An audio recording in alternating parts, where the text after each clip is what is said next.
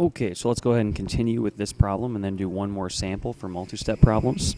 Like we said before, we have got ourselves multi-steps here, okay? So the first part of 554.4 joules of energy required to heat this ice up. The second part, 7,370 joules required to melt this ice.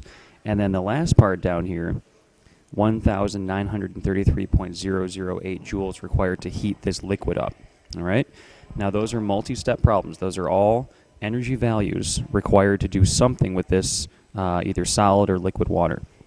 So if we add those all together, 554.4 plus 7,370 plus 1,933.008, we get a value of 9,857.408 joules. Okay? Now, at this point, because this is a multi-step problem, sig figs become very complicated because of all the different steps we've done. So what we're going to do for this type of problem is round it to the ones place. Okay?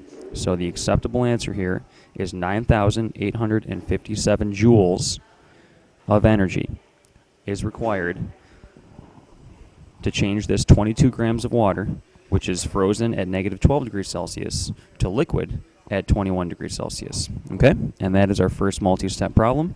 Let's try another one. All right, here's another. How much energy is released as 5 grams of ethanol gas at 101 degrees Celsius changes to a solid at 120 degrees Celsius? Now, what I need to do first, as in every multi-step problem, is draw my phase change diagram. Okay? Whoops. Let's try to see if I can do that a little better. Okay. There is the shape that I need to become familiar with. At this point and this point are key values. And remember, this is ethanol. Okay? It's not always going to be the same values like it is for water. So I need to use my physical energy constants table. So I'm going to look at that and realize that for ethanol, which is the one on the very bottom, ethanol's melting point is negative 117 degrees Celsius. Negative 117 degrees Celsius. And its boiling point is 78.5 degrees Celsius. 78.5 degrees Celsius. All right.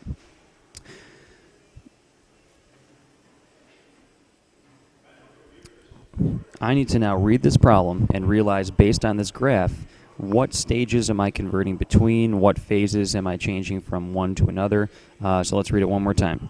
How much energy is released as 5 grams of ethanol at 101 degrees Celsius? Okay, where is 101 degrees Celsius? That is somewhere up in this region here. Okay, changes to a solid at negative 120 degrees Celsius. That has got to be somewhere way down here. Oops. Okay, so I have a multi-step problem, and this requires the entire thing here. I need to cool this gas down, and then I need to condense that gas into a liquid, and then we have to cool that liquid down, and then we have to freeze that liquid, and then we have to cool that solid down. Okay, this is a 5-step problem. So let's start this from the top.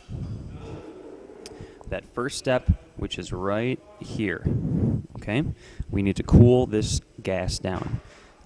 In order to have a change in temperature here, we're going to use the heat equation. That's Q equals mass times specific heat times delta T. So Q equals the mass of the ethanol times the specific heat of ethanol as a gas. All right, I need to go to my energy constants worksheet.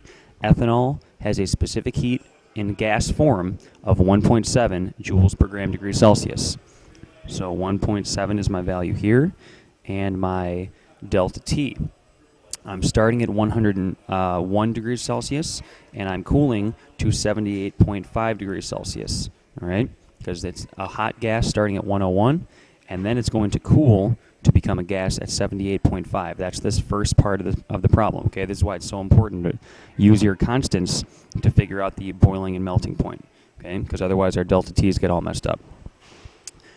So to go from 101 to 78.5, that is a delta T of 22.5 degrees Celsius. Okay, if I finish this problem, 5 times 1.7 times 22.5, that comes out to be 191.5 0.25 joules. There's step 1. It's time to do step 2 of this problem. That is this point right there. Uh-oh. There we go. This is not working. There we go. Okay, so this point right there that this arrow is pointing to, okay, that is gas condensing into a liquid. Now, condensing has no temperature change, so I want to use the heat of vaporization equation. Okay, that's the mass times the heat of vaporization. That's m times h sub v. So Q equals the mass, which is 5, times the heat of vaporization for ethanol. I'm going to go to my table and look that up. For ethanol, the heat of vaporization is 838 joules per gram. All right. If I do this math, 5 times 838 joules per gram is 4,190 joules. I'm on to my next point. So I'm going to get rid of this stuff here, get back to my problem, and now I'm on to this point. Okay, we got to get this liquid to cool down. I see a delta T occurring here, so I'm going to use the heat equation. Q equals mass times specific heat for liquid ethanol. I need to look that up on my chart. In liquid form, ethanol has a specific heat of 2.1 joules per gram degree Celsius. And the delta T. We are going from 78.5 degrees Celsius to negative 117 degrees Celsius. Okay? So that is a large delta T. The difference between them is 195.5, right? Because down here we can see we're going from 78.5 down to 0 and then down to negative 117, okay? And this right here is our delta T. All right, let's get rid of that so we can see our stuff better. So our delta T is 195.5 degrees Celsius. Let's do some simple math here. 5 times 2.1 times 195.5 equals 2,052.75. 2,052.75 joules of energy. Okay? On to step 4. Get rid of that arrow. Uh-oh. D. All right, now we're at this. Come on. Sorry, guys.